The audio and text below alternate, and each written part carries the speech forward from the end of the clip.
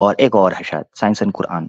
और एक क्लिप अभी रहता है जो कि ह्यूमन एम्ब्रियोलॉजी पर मैंने बात की थी, वो भी अगर आप प्रोग्राम देखना चाहें तो 5 साइंटिफिक फैक्ट्स इन कुरान आबाद हक लाइफ के ऊपर वो प्रोग्राम पड़ा हुआ है, उसको आप देखेंगी तो इस एंगल से चीजें कवर हो जाएंगी। ये प्लेलिस्ट आबाद हक ऑफिशियल पर है, इसको देख सकते हैं। अच्छा, अब आ जाते हैं दूसरा एलिमेंट, वो है भीतर का, कि तुम्हारे भीतर भी दिखाऊंगा। ये है प्योरली स्पिरिचुअल एलिमेंट। दीदी कुरान क्या करता है, कुरान को, अभी तो आप अरबिक नहीं जानती, मैं प्रार्थना करता हूं ऊपर वाले से कि वो आपको ये तौफीक दे, अपना फजल करे, आप पर अपनी कृपा करे कि आप इस्लाम को जब इंशाल्लाह अपनी स्वयं इच्छा से स्वीकार करती हैं इंशाल्लाह, तो फिर मैं चाहूंगा कि आप अरबिक जरूर सीखना टाइम निकाल के, क्योंकि लर्निंग इंसान को हमेशा करती रहना चाहिए। इल्म, इस्लाम में कहा गया है कि उतलुबुल इल्मी फरीजतुन अला कुल्ली मुस्लिमिन व मुस्लिमतिन। इस्लाम यानी नॉलेज हासिल करना फर्ज है हर मुसलमान मर्द पर भी और औरत पर भी, दोनों पर नॉलेज हासिल करना फर्ज है। उतलुबु, अच्छा, कि लाजिम ये इसको आपने करना है। अच्छा, अब होता क्या है कि जब आप अरबिक जानना शुरू कर देती हैं ना दीदी, तो फिर आपको उसकी खूबसूरती निकल कर सामने आती है, जो कि ट्रांसलेशन में शायद उस तरीके से ना मिल पाए। बट इवन दो ट्रांसलेशंस आपके सामने होती है ना, तो कुरान अपने अंदर ऐसी स्पिरिचुअल एबिलिटी रखता है कि इसके पढ़ने वाले को इतने स्ट्रांग आर्ग्यूमेंट्स मिलते हैं कि वो सेटिस्फाई होना शुरू हो जाता है। इसीलिए कुरान ने कहा हत्ता यतबय्यन लहुम अन्नहुल हक, यहां तक कि ये चीज उनके लिए क्रिस्टल क्लियर हो जाती है कि कुरान हक है और वो उसकी तरफ से है, अल्लाह की तरफ से, स्पिरिचुअली अंदर से। मिसाल के तौर पर, आपका दिल बेचैन है, आपको इनर पीस नहीं मिल रहा, हैप्पीनेस नहीं मिल रही, ठीक है, हाँ, तलबुल इल्मी, थैंक यू, तलबुल इल्मी फरीदतुन, अच्छा, आपको इनर पीस नहीं मिल रहा, इनर हैप्पीनेस नहीं मिल रही, तो उसका तरीकाकार कुरान ने बयान किया है, वो ये है सूरह ताहा के अंदर, अकीमिस सलात लिज़िक्री, अल्लाह के जिक्र के लिए, सूरह ताहा की आयत नंबर है गालबन 14, अल्लाह की 9 है, ये 14 है गालबन, अल्लाह की याद के लिए आपने सलात को कायम करना है। ये कुरान के अंदर लिखा हुआ है। और उसी कुरान के अंदर लिखा है अला बिज़िक्रिल्लाहि तत्मइन्नुल कुलूब, तो बस इसी जिक्र से जो तुम ऊपर वाले का करोगे, तुम्हारे दिल को इत्मीनान मिलना शुरू हो जाएगा, पीस मिलेगा। वो जो मेडिटेशन इस्लाम पेश करता है सलात की सूरत में और कुरान की सूरत के अंदर, वो चीज आपके दिल को इत्मीनान देती है। गो के ये जो मैं बात रख रहा हूं, ये प्योरली आपके लिए है, क्योंकि एक सब्जेक्टिव मैटर है। यानी हो सकता है ये बात 5 लोगों के लिए हो, 10 लोगों के लिए हो, 100 लोगों के लिए हो सकता है किसी और के लिए ना हो, मगर ये मैं पर्टिकुलरली आपके केस में ये तरीकाकार है। इसके अलावा कुरान की जो टीचिंग्स हैं बिलीफ सिस्टम के हवाले से, दुनिया को, मखलूक को, क्रिएशन को देखने के हवाले से, वो इतनी फैसिनेटिंग है कि अगर आप उनको बैठकर तसल्ली से पढ़ते हो, आपके अंदर एक इनकलाब पैदा होता है। मिसाल के तौर पर आपको बताता हूं, धर्म की जितनी किताबें हैं इस्लाम के अलावा, कुरान के अलावा, उनमें आपको जहां अच्छी चीजें मिलती हैं, वहां आपको मिलावट इस चीज की मिलती है कि वहां जो आपके इर्द गिर्द मखलूक है उसकी परस्तिश सिखाई जाती है।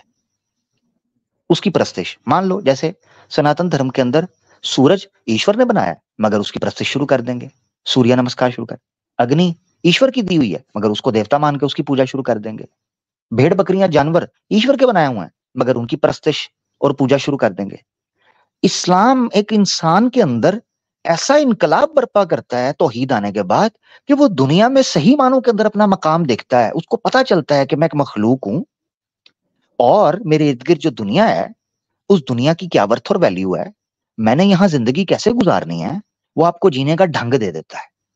और आपको समझ आना शुरू हो जाती है कि जो खूबसूरती एक व्यक्तिक इंसान यानी जो एक इंडिविजुअल है, उसको जो उसकी दृष्टि के अंदर जो चेंज आती है कुरान पढ़ने के बाद, वो आपको दूसरा धर्म की कोई भी किताब पढ़ने के बाद, बाइबल ओरिजिनल फॉर्म के अंदर वो खुद क्लेम करते हैं नहीं है, वेयर एज जो अभी गिवन फॉर्म के अंदर है, अगर उसमें आप देखें तो उनके नजदीक पता क्या है, उनके नजदीक ये पूरी कायनात सिर्फ इसलिए बनी है कि यसु उसका बेटा पैदा हो और सूली पर चढ़े और तमाम लोगों के पाप खत्म हो जाए। ये है रीजन इस दुनिया बनने की, ये रीजन है। अच्छा, सनातनियों के यहाँ धोखे से बन गई। छंदोग्य उपनिषद के अंदर लिखा है ब्रह्मा जी इधर उधर तपस्या कर रहे थे, नाक में से ये निकल आया, मुंह में से ये निकल आया, दाएं बाएं सर किया, वेदास निकल कर भाग गए। ठीक है जी। शिव जी जनाब तांडव कर रहे थे, आधा इधर निकल गया, आधा उधर निकल गया, सृष्टि तैयार होकर खड़ी हो गई। फिर आज इस्लाम आपको कहता है नहीं, ये दुनिया अबस फजूल नहीं बनाई गई, इसमें तुम आए हो, तुम्हारा एक पर्पस है, तुम्हारा एक मकसद है।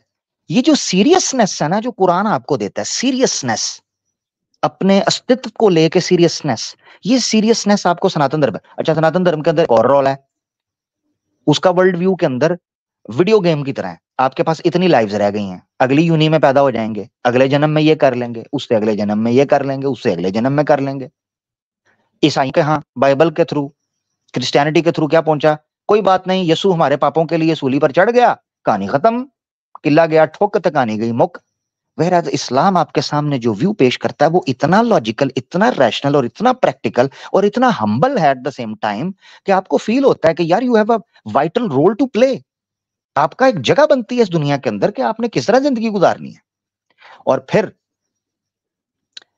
आप देखें कि आपका वर्ल्ड व्यू दूसरे धर्म से, इस जो कुरान पेश करता है वो कैसे डिफरेंस हो जाता है, वो ऐसे डिफरेंस होता है कि दूसरे धर्म या तो खूब आपको दुनिया के अंदर मशगूल कर देते हैं, कुरान आपको बताता है कि दुनिया हकीकत तो है मगर इसमें खोना नहीं, वमल हयातु दुनिया इल्ला मताउल गुरूर। कुरान कहता है, दुनिया का नक्शा पेश करता है, तुम इस दुनिया में आ गए हो, दुनिया हकीकत है, ये रियलिटी है, बट भूलना नहीं है कि तुम्हें लौट कर अपने परवरदिगार की तरफ जाना है। ये तो थोड़ी सी मोहलत है, थोड़ा सा टाइम है, 60 50 60 साल की जिंदगी है, वो भी मुश्किल से, उसके बाद तुम्हें पलट जाना है। तो कुरान कुरान अपने मानने वाले के अंदर वो इनकलाब पैदा करता है, स्पिरिचुअली उसको चेंज करके रख देता है। यकायक जो बंदा मुसलमान होगा वो अपनी लाइफ को सीरियस लेना शुरू कर देगा। वेराज दूसरे धर्म वाले आपको, यानी कि जितने वो नीचे जाते जाएंगे उतना ही को बंदा अगर मुसलमान रिलीजन को, कुरान को पढ़ना शुरू करेगा, उसके अंदर सीरियसनेस है। खैर बार मैं इसको लंबा नहीं करना चाहता।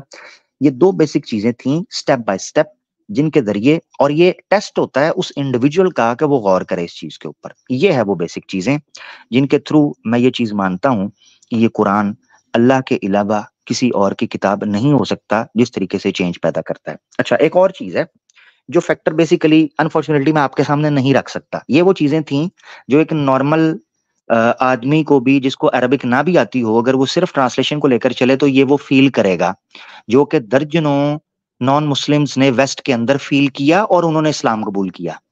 यानी मैंने कई गोरियों को देखा है जिनको अरबी की आइन भी नहीं आती, बेसिक अल्फाबेट भी नहीं आते, मगर कुरान को ट्रांसलेशन के साथ पढ़ा, उनके अंदर एक ऐसा इनकलाब आया कि उनको पता चला कि इस्लाम ने क्या कहा हुआ है। अच्छा, अब जो इंपॉर्टेंट यहाँ पर पॉइंट है जो मैं रखना चाहता हूँ, ये पॉइंट उन लोगों के लिए है, उनको पता चलेगा जिन लोगों ने अरबिक पढ़ी हुई है, अरबिक सीखी है। तो कुरान की लैंग्वेज जिंदा है ना, तो हैब्रू जिंदा लैंग्वेज रही, डेड हो गई, ठीक है। इसीलिए ट्रांसलेशन दर अनुवाद पुस्तकें जो है ना वो करप्ट होकर हमारे सामने, ओरिजिनल हमारे सामने उसका टेक्स्ट नहीं है कि हम जज कर सकें। इसी तरीके से संस्कृत है, संस्कृत भी एक डेड लैंग्वेज हो चुकी हुई है, इसलिए कि majority Hindus, majority almost 95% Hindus को संस्कृत नहीं आती। अच्छा, कुछ लोग हैं बेसिक ना यूज में ही नहीं है, वेयर एज अरबिक एक जिंदा लैंग्वेज है, कई देशों में बोली जाती है, हमारे कई लोग हैं जाकर इसको सीखते हैं, बोलते हैं। इवन इंडियंस बड़ी तादाद के अंदर, पाकिस्तानी बड़ी तादाद के अंदर, बांग्लादेशी जो मिडिल ईस्ट में काम करते हैं, 2-3 साल के बाद उनको भी तर अरबी आना शुरू हो जाती है, अरबी बोलना लिखना शुरू कर देते हैं, क्योंकि वहां जाकर जॉब करनी पड़ती है। तो this is the miracle language के बारे में कि लोग आज भी अरबिक सीख रहे हैं, बुढ़े हो गए हैं, 40-50 अरबी सीख लेते हैं। अच्छा, बोलचाल में जिंदा लैंग्वेज है, इसकी मिसाल होती है जिंदा लैंग्वेज। वेर संस्कृत का मामला कुछ और है। अब मैं वो मिसाल देने लगा। जिस बंदे को अरबिक आती है वो इस पॉइंट को समझ पाएगा। कुरान की जो एलोक्वेंसी कुरान के अंदर है, कुरान के अंदर जो फसाहत और बलागत उसको बोलते हैं, फसाहत और बलागत का मतलब होता है कि कुरान जिन शब्दों का उपयोग करता है अरबी भाषा के अंदर, वो शब्द इतने पवित्र, इतने प्योर हैं और इतनी स्ट्रांग उनकी रूट्स हैं एक एक वर्ड की, कि उन वर्ड्स को जिस पैटर्न के अंदर रखा गया है, अगर किसी बंदे को बेसिक ग्रामर भी आती हो, जिसको व्याकरण बोलते हैं या निरुक्त बोलते हैं संस्कृत की जिस तरह ग्रामर, अगर बेसिक भी आती हो, वो बंदा बड़ी आसानी से परख सकता है कि कोई इंसान इन शब्दों का उपयोग करके इतनी खूबसूरत किताब की तरतीब नहीं दे सकता। यही वो चैलेंज था जो कुरान ने उन लोगों को दिया कि अगर तुम समझते हो कि ये कुरान इस शख्स ने, मोहम्मद सल्लल्लाहु अलैहि वसल्लम ने अपनी तरफ से घड़ दिया है, तो जाओ फिर इस जैसी किताब लेकर आओ या इस जैसी 2 लाइनें लेकर आओ। ये भी मैं आपको कुरान से दिखा देता हूँ ताकि आपको इसका भी सबूत मिल जाए कि कुरान को हम किस तरीके से अल्लाह की किताब मानते हैं या ईश्वर की प्रकाशित किताब मानते हैं, ताकि आपको उसका भी पता चलना चाहिए। सिर्फ 1 मिनट मुझे दीजिएगा, क्योंकि ये इम्पोर्टेंट पॉइंट है। अगर ये मैं पॉइंट नहीं रखूंगा तो आपकी बात जो आप पूछना चाह रही हो ना वो ज़ाया हो जाएगी ना, तो इसीलिए ज़रूरी है कि इसको भी मैं रख दूं। कितने गई? चल भाई आजा।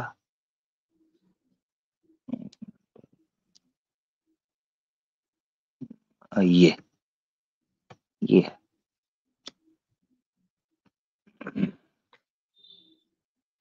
ये एक आयत है, मैं आपके साथ शेयर कर देता हूँ, और ये भी कुरान का इंटरनल है।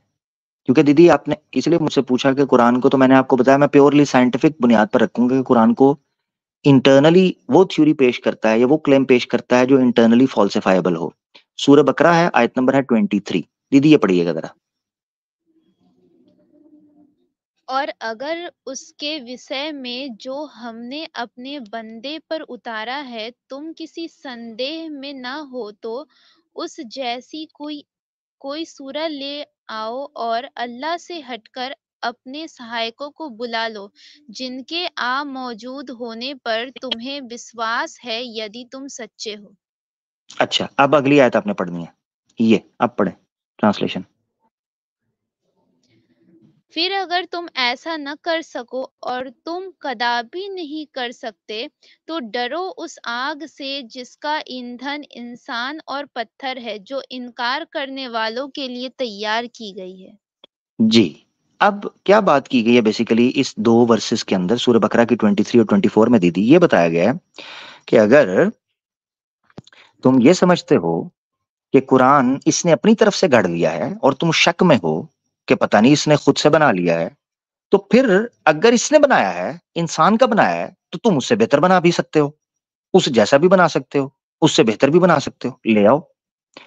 अब दीदी ये आपने याद रखना है कि ये चैलेंज किया गया था उस टाइम पर 1400 साल पहले, जिस वक्त अरब के अंदर अल्लाह के रसूल आए थे, मोहम्मद साहब सल्लल्लाहु अलैहि वसल्लम, अल्लाह के रसूल के टाइम पर ये बात हुई। उस वक्त अरब मौजूद थे, अरब के पास बेहतरीन पोएट्स मौजूद थे, बेहतरीन लिखारी और जो लिखते हैं कवि, जिसे बोलते हैं हिंदी के अंदर कवि, वो मौजूद थे जो कविता लिखते हैं। मगर कोई बंदा सामने नहीं आया इस चैलेंज को पूरा करने के लिए जो कुरान के लेवल की ये बात कर सकता।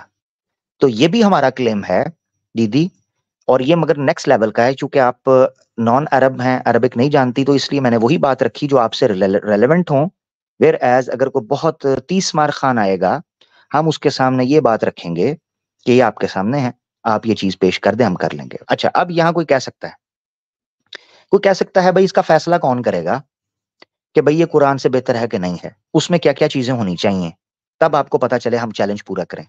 तो इस पर मुफ्ती यासिर वाहिदी साहब ने एक स्ट्रीम की है, मुफ्ती यासिर वाहिदी साहब की एक स्ट्रीम है, और मेरे ख्याल से 8 के करीब पॉइंट्स रखे गए हैं कि अगर कोई ऐसा कलाम लेकर आता है जो कहे कि मैं कुरान के मुकाबले में, उसमें ये 8 चीजें हों जो कि कुरान के अंदर हैं। ऐसा नहीं है कि हमने अपनी मर्जी से रख दी कि नहीं भाई हमारी पसंद का बना के लाना, कुरान के मुकाबले में लाना है।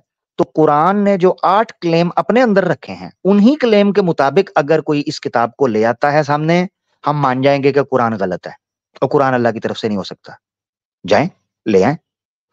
अच्छा, अब कोई कह सकता है कि नहीं जी वो असल में ना कुरान तो इतना बड़ा है, 114 सूरतें हैं, तो 114 सूरतें हम लिखें ना।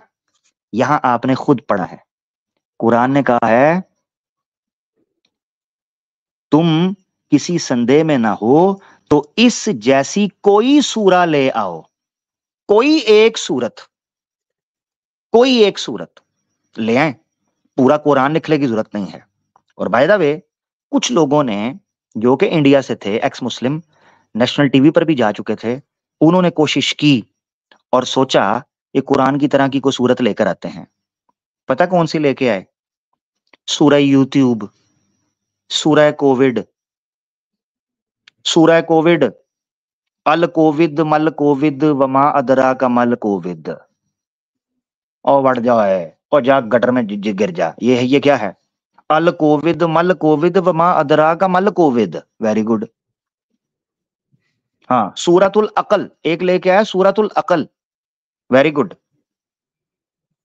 सूरह अकल, सूरह कबूतर भी थी, वेरी गुड, सूरह कबूतर भी ले आया। और उनका हालत क्या किया है वो मुफ्ती साहब के चैनल के ऊपर पड़ी हुई है, चले वो भी मैं लगे हाथ दिखा देता हूँ, ठीक है? क्योंकि दीदी के साथ जो बात हो रही है वो सीखने सिखाने के लिए है।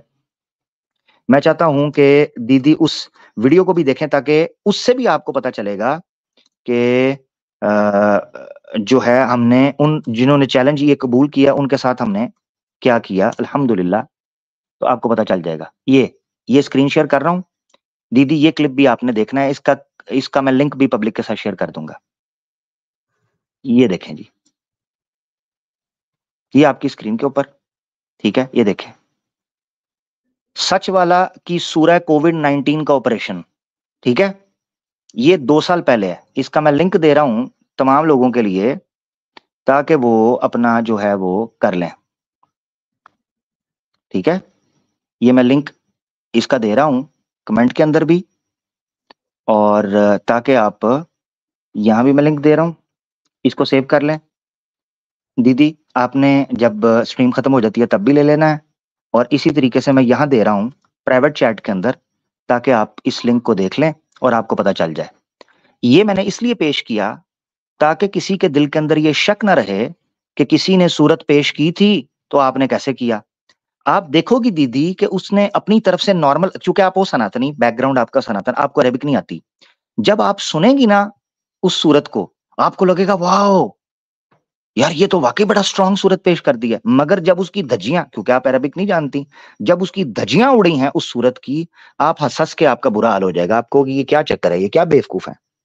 तो दीदी ये बुनियादी तौर पर 3 पॉइंट्स से जिन बेसिस के ऊपर हम ये कहते हैं कि कुरान अल्लाह के अलावा किसी इंसान की तरफ से नहीं हो सकता। एक और पॉइंट, चले लगे याद दीदी आपके लिए बोनस, 4 पॉइंट, 4 वेदों की निस्बत से 4 पॉइंट, लो जी ये भी हो गया।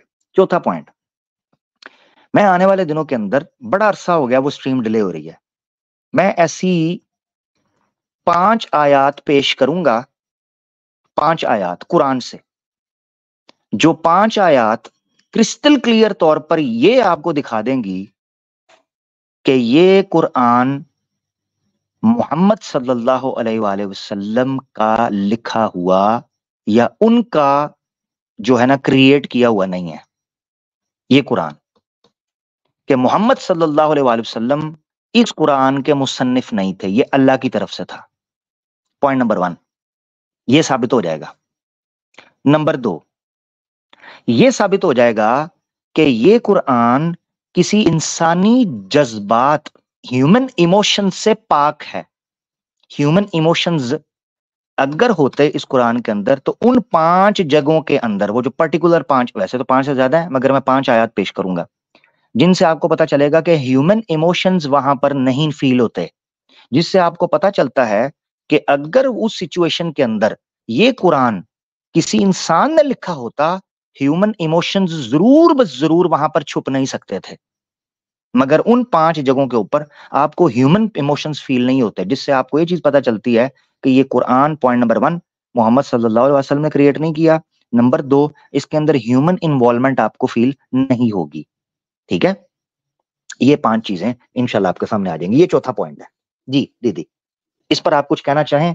बाकी जैसे जैसे डिटेल आप देखती जाएंगी, आपका कोई सवाल हो जरूर रखें जी दीदी। जी, आपने जितना बात किया उसमें 1-2 सवाल मेरा ये था कि ऐसा भी तो हो सकता है कि जितना भी धर्म है वो सबको जो है मतलब एक मोरालिटी के तौर पे और इंसानों को जो है सही तरीके से चलने के लिए और हर चीज तौर तरीके में रहने के लिए इसलिए जो है इस धर्म को इस तरह से बनाया गया या फिर कोई भी धर्म को इस तरह से बनाया गया। तो कोई ऐसा कहे तो उसके लिए क्या? क्योंकि देखें मोरालिटी के लिए भी हो जी, सकता है। देखिए मैं आपको एक चीज बताता हूँ, धर्म का काम सिर्फ मोरालिटी नहीं है। मैं आपको एक चीज बता देता हूँ, इस्लाम, जो इस्लाम का पॉइंट ऑफ व्यू है मैं वो आपके सामने रख रहा हूं। इस्लाम 1400 साल पहले आने वाला धर्म नहीं है। हमारे नजदीक, आवाज आ रही है ना? जी, जी। ठीक है ना? आवाज आ रही है, ठीक हो गया जी। और जिसको नहीं आ रही भाई अपनी आवाज ऊंची करें। अच्छा जी, एक मिनट, अगर सिस्टर की आवाज कम है, सिस्टर, मैं सिस्टर का सवाल रिपीट कर देता हूं, जिनको नहीं आई उनको पता चल जाएगा, कोई रीजॉइन बात नहीं। करें हम? री नहीं, आवाज आपकी ठीक आ रही है, थोड़ा सा ऊंचा बोलें बस जब भी बोलें, ठीक है ना? हाँ, तो बहरहाल मैं आपका सवाल अभी, जो आपका प्रश्न था या जो आपका एक ऑब्जेक्शन था उस पर, वो मैं सामने रख देता हूं अब अपनी आवाज के अंदर। दीदी ये कह रही थी कि ये भी तो हो सकता है कि धर्म समाज में मोरालिटी लाने के लिए, लोगों को मॉरली सिक्योर रखने के लिए, उनको इंटैक्ट रखने के लिए रिलीजन को इन्वेंट किया गया हो। किसी ने ये कहा हो कि ठीक है लोग अच्छे से रहें, लिहाजा ये धर्म का ये पालन कर दें, ये धर्म का ये कर दें, ये धर्म का ये कर दें, ये हो सकता है। तो ओवरऑल ये जो व्यू है ये बेसिकली गलत है, बट पार्शली इसलिए ठीक है क्योंकि सोसाइटी के अंदर ज्यों ज्यों आगे हम इवॉल्व हुए हैं सोसाइटी के अंदर, तो कई धर्मों में फैब्रिकेशंस हुई हैं। इसलिए अब मैं बेसिक पॉइंट रखने लगूं, इस्लाम के पॉइंट ऑफ व्यू में ईश्वर का प्रकाशित या ईश्वर की तरफ से आया ईश्वरीय धर्म जो था वो एक ही है, उसको कहते हैं इस्लाम। अब आप उसको कोई और नाम दे दें, कोई किसी और नाम दे दे, मगर है वो इस्लाम। अब हुआ क्या, जैसे जैसे लोग आगे बढ़ते गए, रीत रिवाज के नाम पर, खौफ और डर के नाम पर, लालच और लाभ के नाम पर, इसी तरीके से क्रोध और अहंकार के नाम पर, पर्सनल इंटरेस्ट के नाम पर वो चीजें बदलती गईं। ठीक है जी। और उन चीजों के बदलने की वजह से लोगों को ये लगा कि शायद धर्म बदल गया है, उनको ये लगा। और हकीकत ये है कि कुछ धर्म बदले, मगर धर्मों के बदलने की वजह से कोई ये कहे कि कोई भी धर्म ठीक नहीं है, सारे के सारे मैन मेड हैं, ये गलत बात है, ये गलत बात है। अब इसकी मिसाल ले लें, सिस्टर दोबारा ज्वाइन कर लें, ठीक है यार? मुसलमान जो है, प्लीज प्लीज मुसलमान भाइयों, प्लीज प्लीज, मैं बड़ी माजरत चाहता हूँ, मुसलमान प्लीज ज्वाइन ना करें, दीदी के लिए जगह बना दें, ठीक है? दीदी जल्दी आ जाएं अगर आप आना चाहती हैं, मैं फिर बात अपनी शुरू करने लगा। मेरे ख्याल से दीदी का शायद नेट का इशू हो गया, कोई बात नहीं। दीदी आती हैं तो मन को चले, आ गई हैं जी। दीदी आवाज आ रही है आपको? जी, जी। अब ठीक है जी आवाज? जी जी बिल्कुल, हाँ अब हुई लाउड एंड क्लियर, जबरदस्त, आवाज ठीक होगी। अच्छा दीदी, मैं आपको जी। ये चीज बताने लगा था कि दो चीजों में फर्क समझना है। अब मैं आपको एक उपमा से, एक मिसाल से समझाता हूँ, ठीक है? दीदी, क्या इस वक्त फेक करेंसी के नोट फिर रहे हैं मार्केट में, झूठे, नकली? जी, जी, बिल्कुल। दीदी, क्या मैं 5 या 6 नकली नोट देखकर ये कह सकता हूं कि सारे नोट नकली हैं, बैंक्स को बंद कर दिया जाए, आज के बाद ये नोट यूज नहीं किए जाएंगे, सारे नकली हैं? क्या ये कर सकते हैं हम? नहीं। Exactly exactly। बिल्कुल जो आपने कहा कोई ना कि एक कुछ नहीं तो धर्म, सही ही होगा। यस, आप गलती को ठीक करते हैं, गलत की वजह से सही को बंद नहीं करते, राइट दीदी? जी। यस, इस तरह समझे अब आप। अब हुआ क्या, हुआ ये कि धर्म सत्य पर मौजूद है, और उसका जो एक्सट्रीम इस वक्त हमारे सामने, एक्सट्रीम ही बोलना चाहिए, क्लाइमेक्स है, जो पीक है, वो इस्लाम की सूरत के अंदर आ गया, वो अपनी सही शक्ल के अंदर मौजूद है। अब कुछ धर्म अगर फैब्रिकेट होने की वजह से, गलत होने की वजह से उनमें कुछ चेंजिंग आ गई, तो हम ये कहना शुरू कर दें कि सारे धर्म ही मैन मेड हैं, ये सिर्फ मोरालिटी के लिए बनाए गए थे, ये लोगों ने खुद बना लिए, ये बात गलत है, जिस तरह आपको मैंने मिसाल दे दी। अब तो ये उसका तरीकाकार ये होता है कि धर्म में जो अच्छी चीजें, सब में कॉमनैलिटीज मिले, हम कम से कम उनको सामने रख सकते हैं। अब कमाल बात यह है दीदी कि ये सोल्यूशन भी केवल इस्लाम ने पेश किया। इस्लाम कहता है, सूरह चैप्टर 3 है वर्स 64 के अंदर, औज़ु बिल्लाहि मिनश शैतानिर रजीम, कुल या अहलल किताब तालौ इला कलिमतिन सवाइन बैनना व बैनकुम, ए पीपल ऑफ द बुक, ए किताब वालों, ए शास्त्रों को मानने वालों, आ जाओ उन बातों की तरफ जो हम में और तुम में मेल खाती हैं, एक समान है, आ जाओ उनकी तरफ, आ जाओ, कम से कम उसको ही मान लो। और पता है कि क्या कहा, अल्लाह नअबुदा इल्लल्लाह, कि एक ईश्वर की पूजा और उसकी प्रार्थना और उसकी स्तुति होगी, उसके अलावा किसी की हम प्रार्थना पूजा नहीं करेंगे। आ जाओ उसकी तरफ आ जाओ। क्या वेद नहीं कहते? क्या बाइबल एक ईश्वर की बात नहीं करती? क्या इस्लाम कुरान एक ईश्वर की बात नहीं करता? तो आ जाओ ना यार, वापस आ जाओ, कॉमन टर्म्स की तरफ, सिमिलैरिटीज की तरफ आ जाओ। क्या दिक्कत है?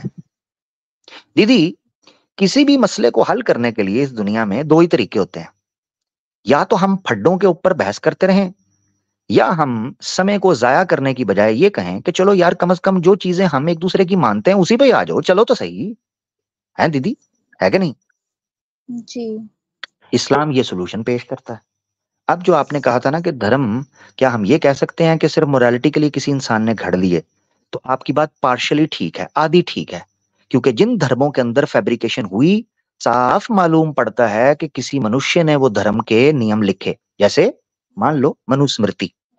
जब आप मनुस्मृति के जो के धर्म का न्याय सूत्र है, न्याय शास्त्र है, आप उसको देखें कि साफ पता चलता है कि ये किसी ऊंची जाति वाले ने ये न्याय शास्त्र जो है वो लिखा है। ठीक है? कि जनाब, ब्राह्मण को ऐसे रहना चाहिए, निचली जातियों को ऐसे रखो, औरत को दबा दो, औरत को पूजा ना करने दो, औरत को पाठ ना करने दो, शास्त्रों का ध्यान ना करने दो। अच्छा, फिर जनाब टिंड कर दो, फलाना कर दो, ये कर दो, वो कर दो, ये सारी चीजें। तो ये साफ आपको पता चलता है कि साफ किसी किसी ऐसे शख्स ने लिखा हुआ है कि जो खुद समाज को चलाना चाहता था। ठीक है दीदी? जी। ये है तरीका। अब जैसे मैंने आपको बता, सॉरी, कंक्लूजन, जैसे 4-5 नोटों के खराब होने से, नकली होने से पूरे मुल्क की इकोनॉमी को हम बंद नहीं कर सकते, ऐसे ही किसी धर्म की फैब्रिकेशन की होने की वजह से हम सत्य को नकार नहीं सकते। इतनी सी बात है। जी दीदी, अब आप बात करें। जी। और वो ये कि पूरी दुनिया में जो है सिर्फ़ इस्लाम एक ऐसा धर्म है जिसमें एक ईश्वरवाद है और जितने भी मतलब नेचुरल चीज़ें हैं या फिर कोई जानवर लिविंग थिंग्स है उन सब की पूजा नहीं करनी है या फिर कोई भी प्राकृतिक चीज़ है उनकी पूजा नहीं करनी है। सिर्फ़ एक ही ईश्वर को मानना है, सिर्फ़ ये इस्लाम में ही है या फिर और भी रिलिजन में देखने को मिलेगा? जबरदस्त दीदी। दीदी, सब धर्मों में यही है, एक ईश्वर की बात है, सब धर्मों में। ये पाखंड था। अब मैं मिसाल के तौर पर वेद पढ़ जाओ, जो लोग मूर्ति पूजा करते हैं ना, उनसे भी मैंने कितनी बार पूछा है कि क्या एक आपने मंत्र वेद से देना है जहां से मूर्ति पूजा सिद्ध होती हो, या एक ईश्वर के अलावा किसी की पूजा? मुंह बंद हो जाता है। आ जाके पता है क्या कहते हैं? आ जाके कहते हैं, "ओ, एक ईश्वर के अलावा पूजा निषिद्ध भी तो नहीं है ना।" Very good. ये कहां से निकला? जब ईश्वर कह रहा है कि उसकी कोई प्रतिमा नहीं है, जब ईश्वर कह रहा है कि वो निराकार है, ईश्वर कह रहा है कि वो सर्वव्यापक है, ईश्वर कह रहा है वो सर्वज्ञ है, ईश्वर कह रहा है वो सर्वशक्तिमान है, तो भला वो कैसे कह सकता है कि मेरे अलावा किसी और की पूजा करो और वो चलेगा? ये कैसे है? बाइबल में चले जाएं। बाइबल में साफ पता आपको चलता है कि वो बार बार जो 10 कमांडमेंट्स में आता है उसमें साफ बोलता है, शमा या इसराइल अदोनई एलोहिम अदोनई अहद। है इसराइल के बच्चों, सुनो, तुम्हारा खुदा एक खुदा है। बुक ऑफ डिट्रोनमी के अंदर लिखा हुआ है। बड़ी कठोर किस्म की सजाएं हैं। ये जो एक ईश्वर को छोड़कर किसी मूर्ति के पीछे भागे, पत्थर मार मार के मार दो, खुद मार दो अपने बच्चों को, ये बोला गया है। कुरान आपको पैगाम देता है। कुरान कहता है, दीदी सुनिएगा, कुरान की लॉजिकल आर्ग्यूमेंट। कुरान कहता है, वलौ काना फीहिमा आलिहतुन इल्लल्लाह लफसदता। इस सृष्टि का रचना, निर्माण और इसकी कल्याणकारी करने वाला एक से अधिक और होता, अनेक होते, तो उनमें आपसी युद्ध छुट जाता। अब देख लो, स्कंद पुराण के अंदर लिखा हुआ है, एक गुरु की पत्नी उठा ली किसी ने, दूसरे देवता ने। शिव शिव आ गया पत्नी वाली साइड पर और ब्रह्मा आ गया पति वाली साइड पर, जो जो किडनैपर था। दोनों ने एक दूसरे के ऊपर मिसाइल दागना शुरू कर दिए, जंग लग गई, पबजी। स्कंद पुराण में पबजी शुरू हो गई। एक कहता है मेरा मिसाइल लोड करो, दूसरा कहता है ये मेरा ग्रेनेड पकड़ाओ, तीसरा कहता है ये AK-47 की मैगजीन पकड़ाना, चौथा कहता है मेरा स्नाइपर लोड करो। वो जंग शुरू होगी भगवानों में। एक ही बीवी के पीछे, ये चक्कर है दीदी। अच्छा फिर वो जो एक